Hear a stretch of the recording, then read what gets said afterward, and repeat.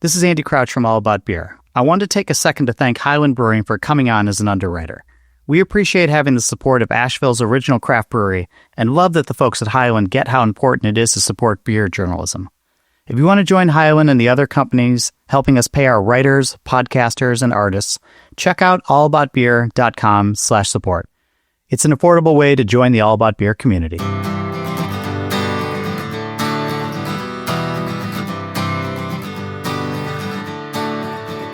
Welcome to the Drink Beer, Think Beer podcast. I am not John Hall, but Andy Crouch, the publisher of All About Beer magazine, and I'm taking over. Thank you very much, John Hall.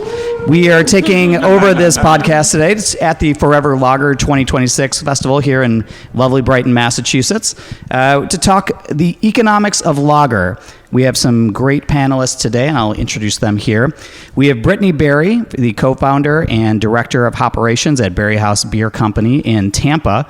And I'm actually very fortunate to have visited the locations of each of the three panelists today. So I would say my favorite beer at Barrie Haus is actually the Tampa Export. Hey, very cool. It's great beer. And then we have Tom Beckmann, the founder and brewer of Goldfinger Brewing Company in Downers Grove, Illinois, just outside my hometown of Chicago. And while he had a really great collaboration with Jack Savvy about a year or two ago, I think it's actually the Vienna there, though the Pils and the original get all the love. And then our good friend Todd DiMatteo from Good Word Brewing and Public House in Duluth, Georgia, not Decatur, as I often mistake. And my favorite beer at his place is actually not lager at all, but his excellent Hefeweizen, named after his daughter Isabella. So today, we've seen lager beer come a very long way, and I have harped on and on about lager beer for the better part of my beer writing career. And we've all said that, lager, the year of the lager is almost here.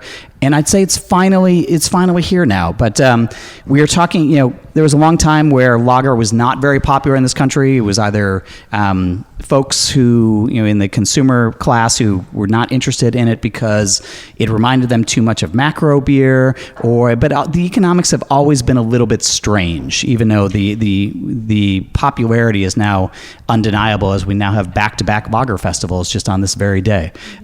So let's start, Tom, with you.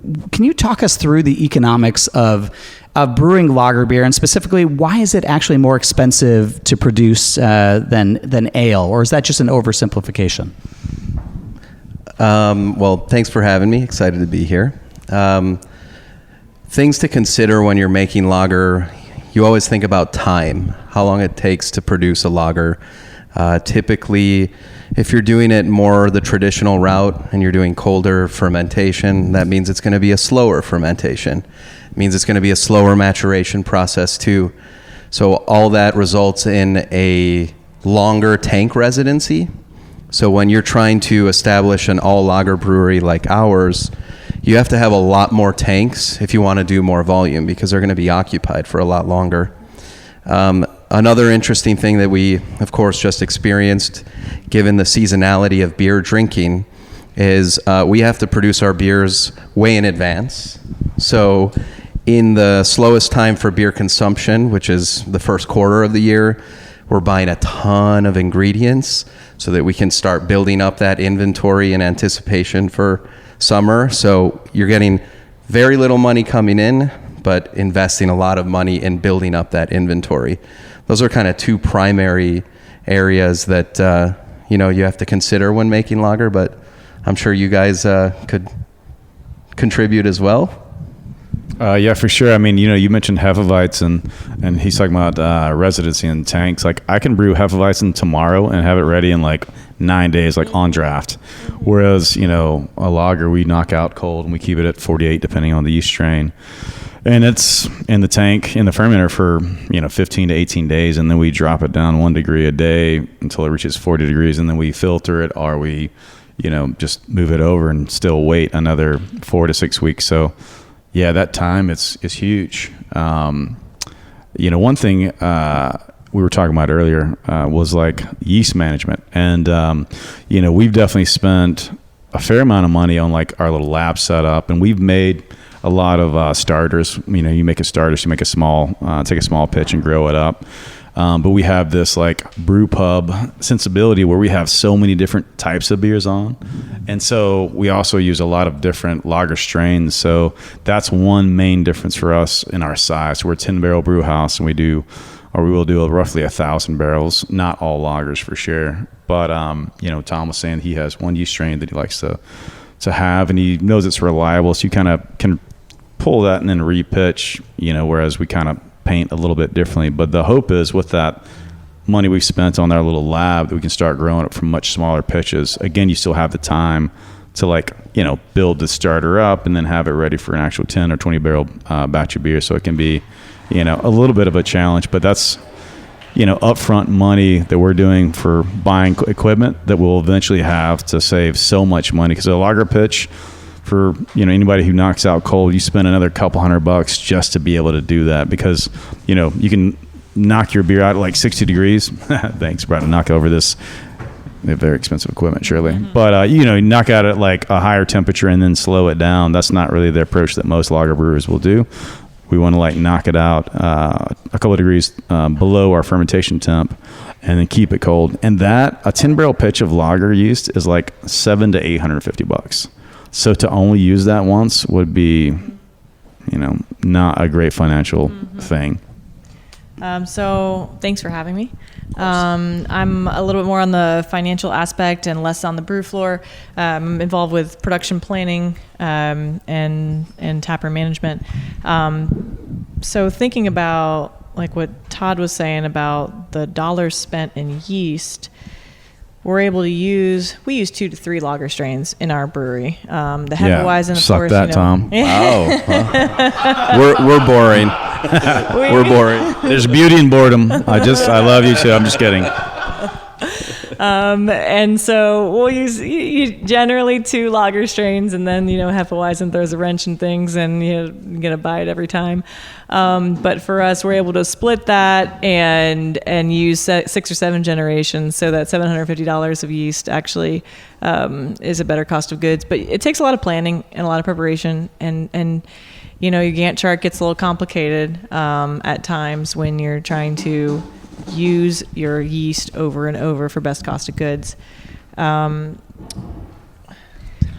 talking a lot about the economics here of deciding to do lager. But Brittney, why did Barrie Haus decide to do lager when ale production is obviously faster, cheaper? I know there's probably some history here from Barrie Haus that maybe pushed you towards lager beer. But tell me a little bit why the decision was made to focus on this particular set of styles as opposed to the ones that are frankly just going to make money quicker. Probably being naive and being completely insane. Yeah, that helps. Right? Like, your tank time is longer, your ingredients are not more expensive. So thinking through like the ingredient cost, the malt, maybe you're shipping it in from overseas generally, but the hops are less expensive or less hops in general. So I think the cost of goods are lower generally if you can control some of the variables. But the tank time is rough. So the tank time is 5 to 6 weeks if you're pushing it, 8 weeks if you're, really trying to let the yeast do its job and let the yeast brew the beer. And I was explaining it I laid it out in an email one time because we were having problems with someone out of the country paying us, right? And then they were kind of giving us the sob story, and I was going, okay, well, here's the deal. We pay for raw ingredients, right? So January 1, you pay for raw ingredients, you get it in a week later, you brew the beer, you wait for it to ferment, you package the beer, so you're now 2 to 2.5 months in, and then you're shipping it. So if you're shipping it out of country, it takes a period of time for it to get there. And then they're at net 30 terms for no reason at all. So all of a sudden, your cash flow that you paid out in January, you're not making anything back until May, and sometimes regional distributors are local. It's a lot. The timeline is shorter. Mm-hmm. Or if you're selling your taproom, the timeline is shorter and you can make some money on it, but it is quite a bit out. In the first part and without any recoup. So tank time is a challenge. But we love lager beer. Yeah. We love the drinkability, the clean. We love educating about lager beer. So we had a passion for the beer itself, the brands and the styles, and it's a fun niche that wasn't being itched in Tampa, Florida. So that was part of it. Does it, Todd and Tom, is it the love of lager beer that has to drive this decision? Because it doesn't sound like it's the wisest business decision. I mean, well, Brittney already told you we're crazy and we're also a little stupid. So I think there's that. That's out of the way. But yeah, I think it's the love of lager, but it's also the love of process and making the beer. Like, it's a thing that's hard to do, and on the surface it's like, why do the thing that's hard? Because it's the most challenging and it's the most rewarding. So, but yeah, one thing Brittney had said about sending beer over, like in other countries it's really hard. I mean, I know it's hard in this country too, but especially like we went to England a few months back and we had plotted out sending potentially a couple pallets over there. We're small, of course.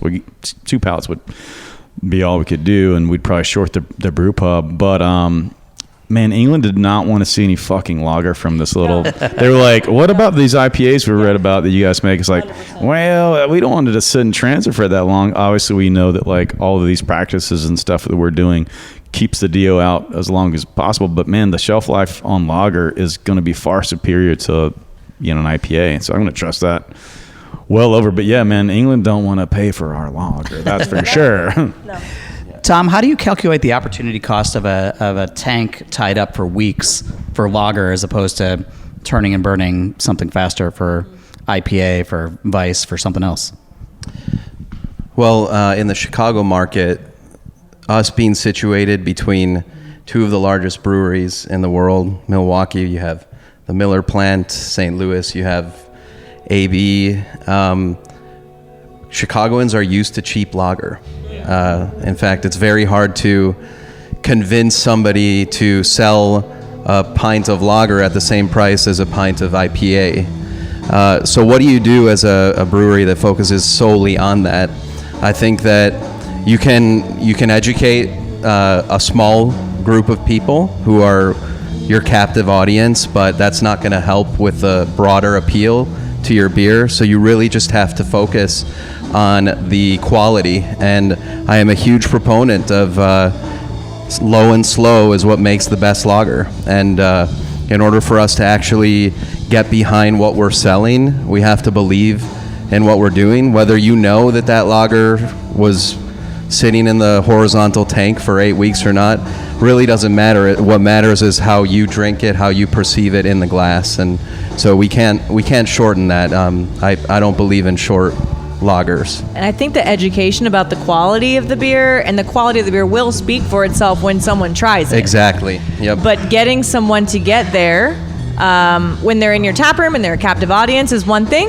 When it's on the shelves at a grocery store or another retail establishment, that's going to be a tougher sell if they're not familiar. But I think without overpricing the beer, educating people that it's appropriately priced. Yep.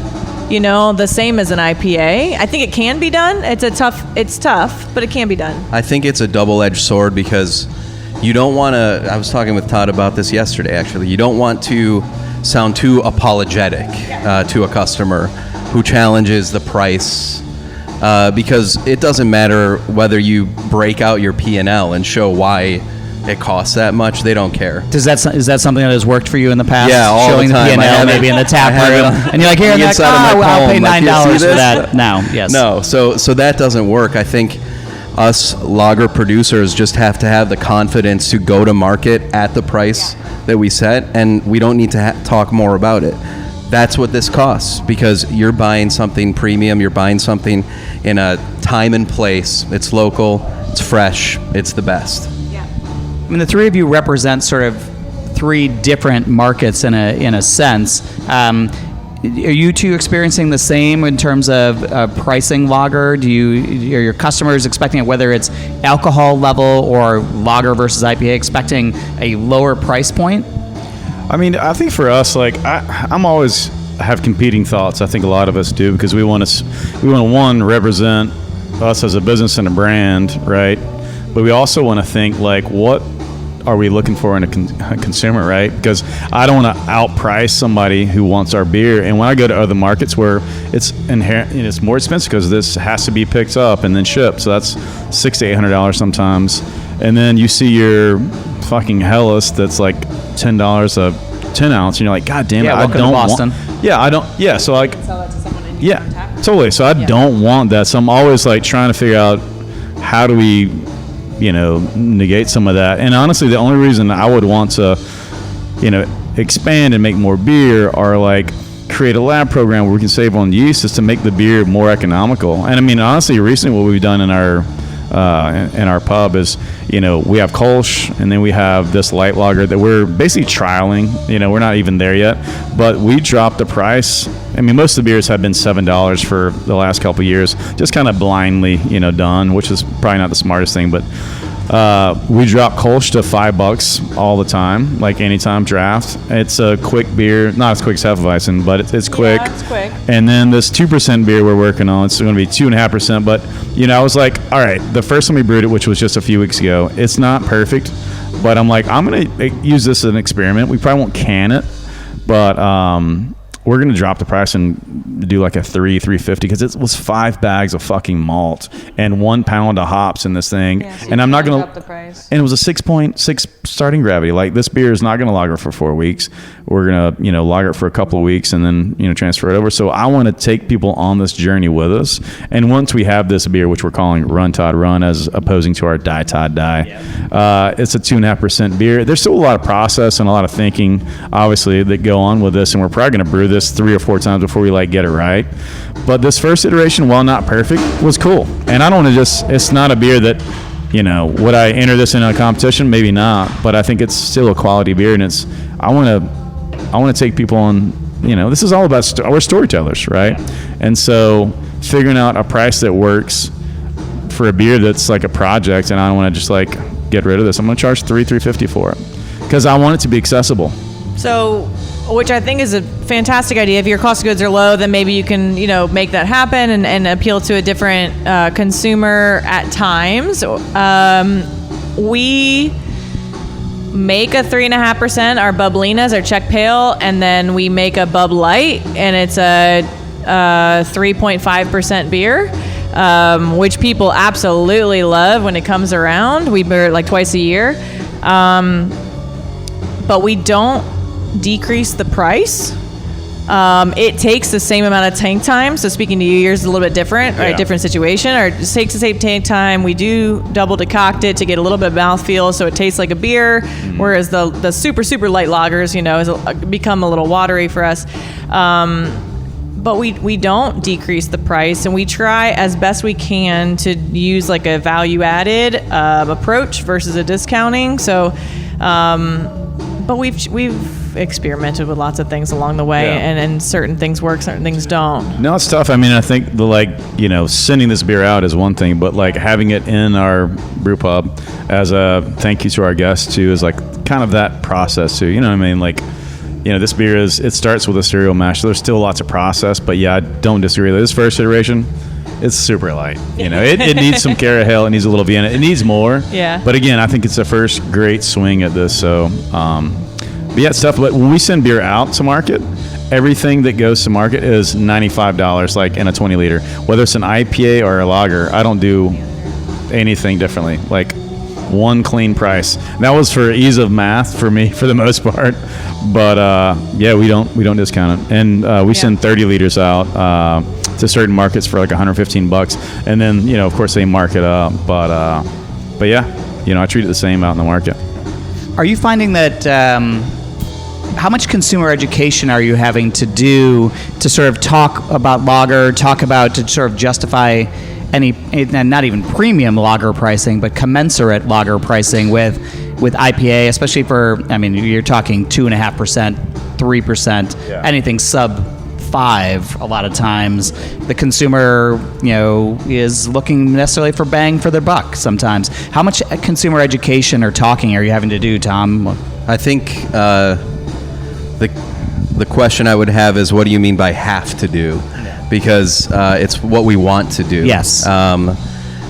because again, as I said in the beginning, we are very aware that eyes glaze over when we do really long Instagram posts about our process. And that's okay, because, you know, there's 3 people that are like, hell yeah. Yeah, that's me. Thank you very much. I appreciate your posts. Those are He the shares people it that... too. Yeah, Thank you for shares your work. and comments, likes, yeah, all the So we do it mainly to create a narrative behind our brewery.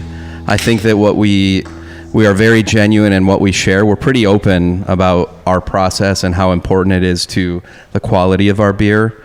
And whether or not people actually internalize what we're saying is less important than seeing that we actually care about what we're doing. And I think that's the primary differentiator. We're not just a marketing brand that is sexy, which I don't think our brand is very sexy. I think our brand is boring. I don't know. Apparently, we're boring. When I see that phone, my buttons start popping off. Yeah, I'm like, there you go. Hey, man, right. I've drank in your tap room. It's pretty sexy. Like, that beer, Well, that thank beer you. looks good.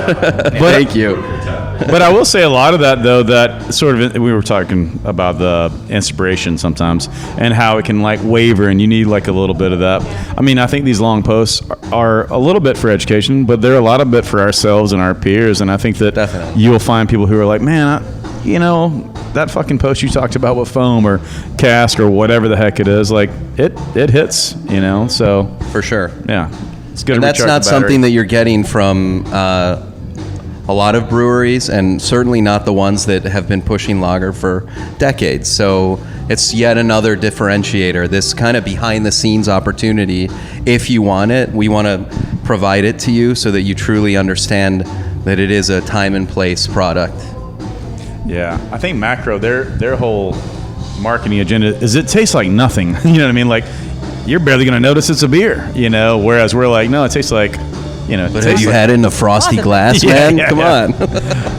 But that difference between that, which I think we're all still trying to make lagers that taste, you know, very like consistently delicious and clean and all that. And then we get into that sort of craft malt sort of lager rusticity, which we keep saying that word is kind of the, you know, you use that word rustic Which when you're word like did you just use? rustic and rusticity. It's What? like, well, you know, rustic catch-all. lager means like, yeah, you know, we Oops, made a mistake. farmhouse lager. Ah, You know, that's a new one. Hey, Merriam-Webster adds new words all the time. it's fine. Todd, That's a word that's been used. you're talking about social media. You're talking about trying to educate the public. How much has presentation, the visual aspect, and especially, you know, I'm looking at Tom wearing this hat, the Lucre faucet. Has the Lucre faucet been good for lager? Has it been good for Yes, selling lager? 100%. And can you talk to me about? And I assume all 3 of you have these faucets now in Oh, your tap rooms. Tell me about the experience there and the consumer experience, and how they maybe see some increasing value in lager through this presentation. The first Lucre faucet we ordered, I think, so Brickstore they had one, I think. And then the Porter got one, and then we got one. We wired money through Western Union to Jan. Yes, same and it was thing. like, am I going to see this fucking thing? Correct. And I think the second one they were able to take money, but we only had 2 for a while. But we had these, I can't remember what year it was, 2019 or 2020, but like I pulled them off for one little beer because I felt like we were going to do a disservice to my peers, and I don't want to be judged, truthfully, for us fucking it up. But we, you know, when I went to Czech Republic and I like kind of swallowed the blue pill, I was like, wow, all right, this makes such a big difference in how you use this tool. And we had the guys from Lucre come, we've had them there twice, and that educational component for our staff, when you have 1 or 2 people do it is one thing, depending on how big your staff is. But when you have like 10 bartenders and like 1 person knows how to do it, you're like, fuck, this is not enough coverage to bleed that over. Because it's not just about knowing how to pour it, but it's also about like what is acceptable as a quote unquote good, appropriate pour. Because when you pour wine, you make cocktails, the bartenders are creating the cocktails, right? There's that. I did this. The beer, I'm just opening a tap and putting it in front of you, and I'm done with it. Spectacle. But like when we had the second round of classes, and we'd already had 4 or 5 people do it the first time, and now we have like 12. It's like, fuck, we have this cool culture, and it's really that sort of like kites and sort of like continuing to push and open that culture up that was really dope, you know? So, Yeah. And I'm not saying we're fucking perfect now, but like we have not just Lucre faucets, of course. We have Roto taps as well, but they've gotten a lot fucking better. And I think they're amazing. Well, I think also in an age where convenience reigns supreme, you can literally almost do anything from the comfort of your own home. So we so greatly appreciate the people who leave their home to come pay for a beer in our tap room. And they're doing it for I hope for the quality of the beer, but also for the experience. Yeah. One thing that was often overlooked, even in an era with really good beer, was it was great till you got to the faucet at a bar, and if the person who's pouring it doesn't care, what good was everything upstream from there?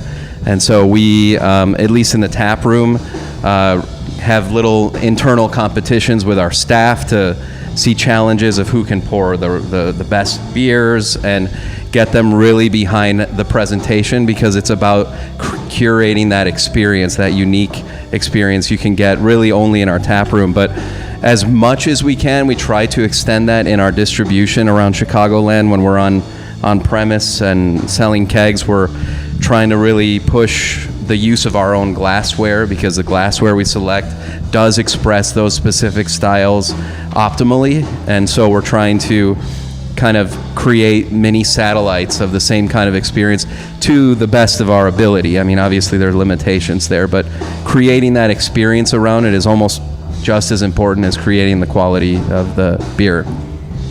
So I've got some mixed feelings about Lucre faucets. The first time we experienced them was down at Bierstadt, right? Yep. Shout out Ashley Bill, right? They brought them to the U.S. and popularized them with slow pour pills. And I think I've talked with Todd about this before. I don't know so much about Tom, but we love to use Lucre faucets as a tool to create fantastic poured beer. Like fantastic.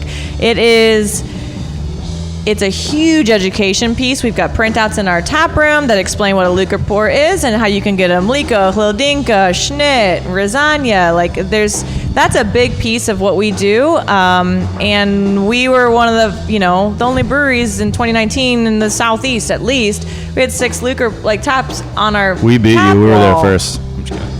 You had 1. I had 6. I'm just kidding. No, but we built our tap wall around it, and it was unique, and that's the talking point as well. And our beer tenders are truly around it, like they love it. However, I think that the more and more I understand about Czech culture, like I understand where they're coming from with it, and they want some traditional beers. We also really like pouring a slow pour pills. Yeah. Like we pour slow pours of any style that we put, and of course some will be a little bit better depending on the head retention, etc. But we will pour Mliko, we will pour Hladinka, we'll pour Schnitt. We love it. It's fantastic. The drinkability, the education behind it is very interesting to the consumer, and it's a big piece of what we do in the tap room. But I also really like to think of it as a tool. What does a slow pour Mliko taste like? A slow pour Mliko? Yeah. Well, every Mliko has to be slow pour, I guess right? slow poured, but it's just like we don't do slow pour Mliko. Okay. But That I was like, yeah. I'm in. I was like gonna anything. Well, I was going to say too, Andy, I don't know if you guys have ever been to Tampa or St. Pete, but it's incredible, and I've been going there for years. And Barrie Haus and Green Bench have helped evolve that area so freaking much. When I first went there, I was like, man, it's cool. I mean, these breweries both are world class, but like the town was a little bit sleepy. But man, it's fucking crazy now, and it's awesome. There's so much fun stuff to do. And I know you guys have done a great job like educating. And when you were talking about education, I'm like, man, we're in the burbs of Georgia, but you get in your own little bubble, and you're like, well. We talked about brewers like the smell of their own farts. So we still have guests who come in and they're like, we don't want that much foam and we want to give the beer back. Yep. And we kindly and hospitably say, that's fine. We'd love to get you a Shores beer that's not a Czech dark lager, and we can pour it, with a half inch of foam and all that. But the truth is, our general manager, who is like the sweetest, most incredible empath in the world, has such a hard time saying no and doing that. recently, it was probably 3 or 4 months back. He was he had to tell somebody, "I'm sorry, sir, we can't do that." And I was like, "Yes, motherfucker, yes." This is what we do. Like, this is who we are. But say if they It's need very any, hard to do. if to they be need a any additional consumer. training, you can just send them here. To Notch, the Notch bartenders will be like, "Fuck you. We're not doing that shit." Well, and Brittney can tell you, like, being in the Southeast, we're definitely Different vibe. It's different vibe, and I get it. And I respect the fuck you too, right? But yeah, we wouldn't do that. We've I would got fire a seltzer somebody. on too. You would really love. So we've danced around it a little bit, but are there ways short? I don't think any of the three of you are looking to cut corners on lager production, and we would never expect that. Are there ways that breweries can save money on either lager production or lager distribution? I know there was some talk about one-way kegs, or trying to find any way to make this a little bit more profitable, saving a little bit of money.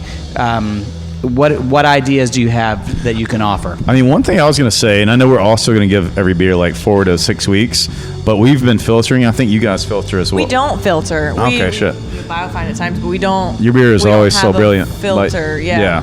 But I mean, we've been filtering. We don't filter every beer because it's just such a pain in the ass for a 10-barrel batch. But for 20 barrels, we always do it. And man, I'm telling you, there's nothing like seeing that beer go from fucking like haze to brilliantly clear. We like do a 2-stage filtration on our beer, and not on all the beer again, but it's awesome. And it, instead of having it lager for 6 or 8 weeks, we're just like, all right, this is a 4-week beer. It tastes fucking great, and we let it rip. I don't think every beer needs to be filtered, but because there's certain like freshness like that. Fruling, did you filter that Fruling? Frulings is unfiltered, yeah. Guys, you got to try that fucking beer. It was incredible. But I think there are a lot of little levers for cutting down costs. One thing that we've discovered more recently is trying to increase our brew house efficiency through tighter pH controls, where we're activating enzymes in a much more efficient way, that we're getting better extraction. We're improving our lautering processes, so we're getting like 0.5 degree to 0.7 degree Plato more extract out of our malt bill, so that's going to help us reduce the amount of malt that we need to put in there. Other things like we talked already about, like repitching yeast, trying to not be crazy like you two and just stick with one. Come on, guys! Like I just dumped down a 11th generation yeast, so you treat it right. So good. You don't need to spend a lot of money there. You're not wrong. But on the like market front, that's a little bit more difficult, because that takes into account kind of the opportunity that if you're looking to sell more volume, what kind of legal deals you can cut with your distribution, where it's like a bulk order, where at least in Illinois that's legal, but you can't price your beer differently from account to account unless you have like a justification, like a bulk order. So those are a little limiting, because it requires a lot of consistent inventory. And so that's another thing that I wanted to touch on, like part of the challenge in making lager is that you can't respond quite as quickly to changes in demand of the beer, because it's not like, I go back to Chicago and come in on Monday and it's like, oh, we're out of original lager again. Oh, no problem. I'll have it again next week. Yeah. It's like, okay, well, all our tanks are full already. So it's going to be a little bit of time. We can't really rush that. So that always poses a challenge. If we were making Hefeweizen, here's more next week. So it takes a lot of planning. So don't get into lager brewing if you aren't a good planner. Like me, I'm not a good planner, but I got into it anyway, and now we're trying to figure it out on the fly. I think 2 things that we do that I don't think is unique to us, but spunding, so naturally carbonating beer. We naturally carbonate almost all of our lagers, and that saves money on CO2. CO2 is a commodity that is decreasing in supply, so I think that's something that we can do. And then also shop around for malt.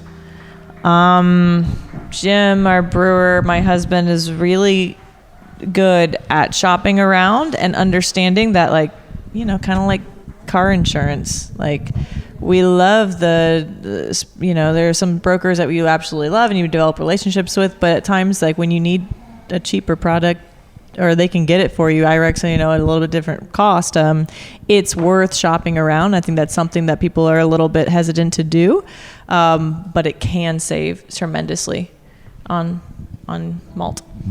One thing I was going to say, I'm sorry, and I keep go doing right that to ahead. you. It's like, as soon as I see your mic go, I'm like, wait a minute, one more thought, Andy Crouch, slow it down. But, the perception of the closer we get to 0% ABV, the harder the consumer has to, like, spend on that money. It was one of the reasons that we've been slow to get to the NA brands.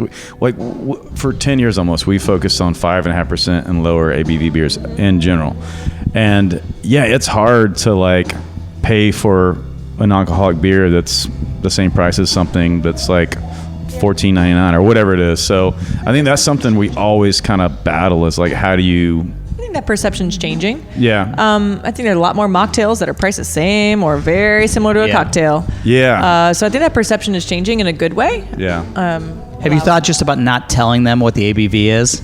You just take that off the menu entirely and just like... legal. Yeah, I don't know. Right, exactly. Depends on where you're at. Yeah, you want to let them know what you're getting into. Yeah, we have less people coming in looking for the highest alcohol beer. We have a lot more people looking for the lowest alcohol beer, which is music to my ears.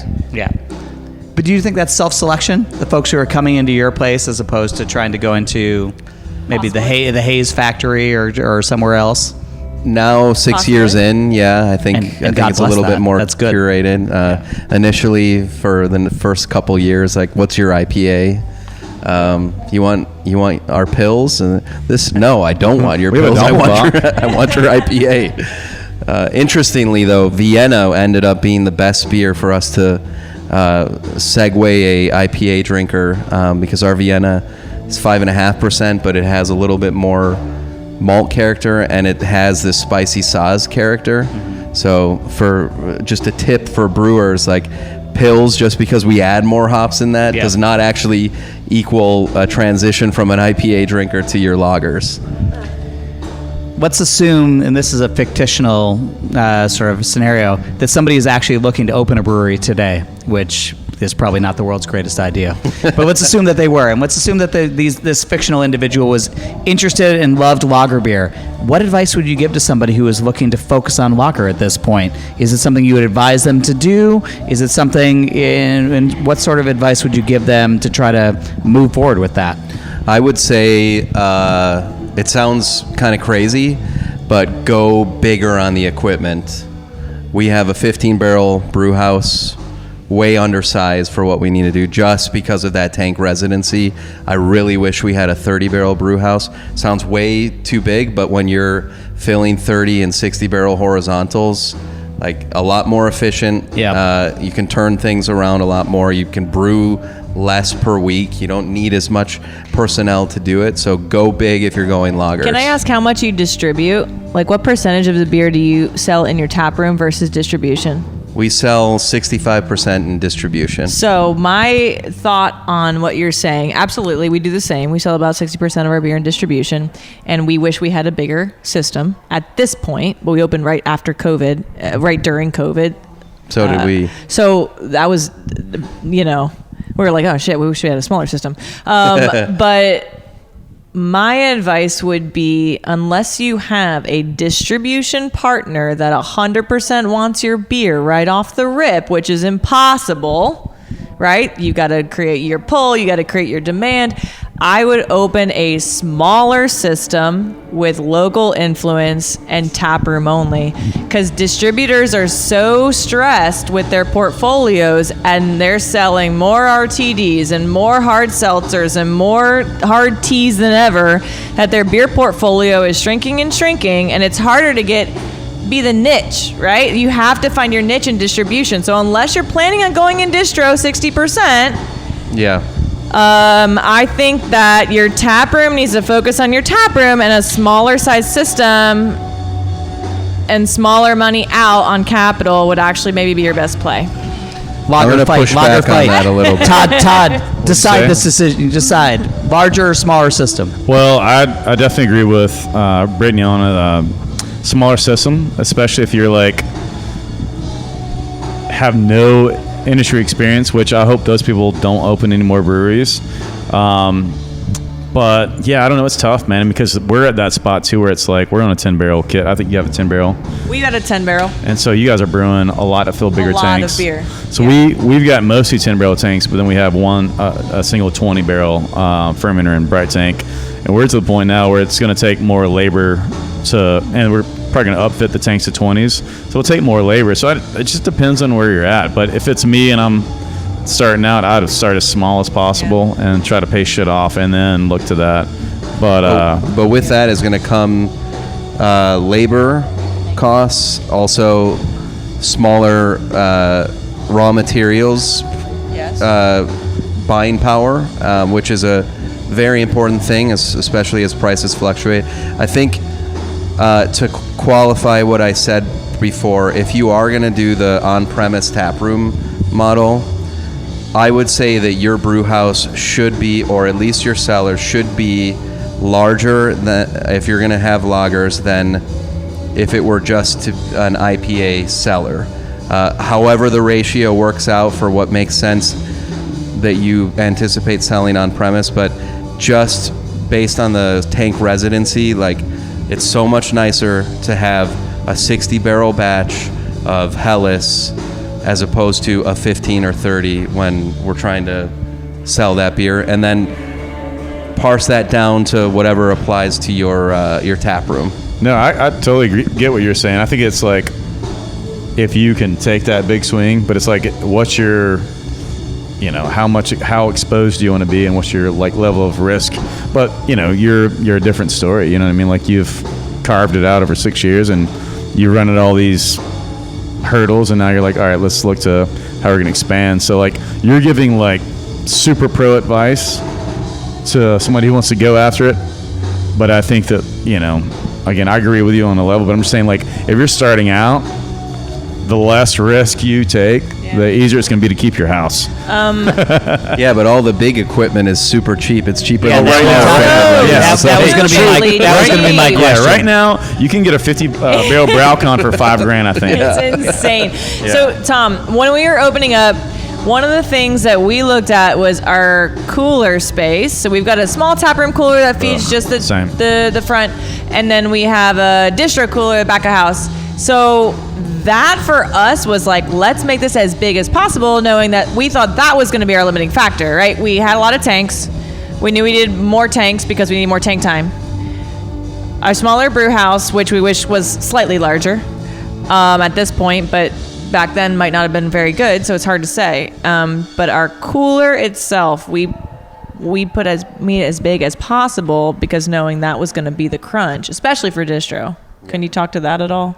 Dude, I can tell you right now, you don't have any space. That's our linchpin right now. No like space. We literally have to get into the walk-in. We're producing too much beer for that walk-in 2 years ago. Yeah. So yes, please, if you're out there and you're thinking about it, get a bigger fucking walk-in, no matter if you have one or two. Yeah. No question. And we self-distribute, so that becomes even more important because it takes a little bit longer to send that stuff out. Yeah. So yeah, that's definitely a limiting factor. I'm glad that we could bring the crowd back together. The crew is fighting. We fight, but we love. We're back. Yeah. And we love as hard as we fight. We fight as hard as we love.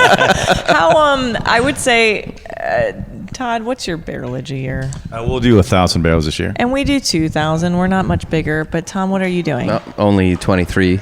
23. Okay. I think So it's decently similar, I guess, in size. Yep. As we sort of begin to wrap up here, what do we think the economics? Lager has been cool now for a minute, like not particularly long. But do we think that that's going to continue? Do we think that the consumer interest is going to be there? And moving forward, what do you see as sort of the economics of lager, and does that change? Does consumer sentiment change over the next few years? Is it going to continue as it has been, or are we going to evolve a bit? We can start with Tom.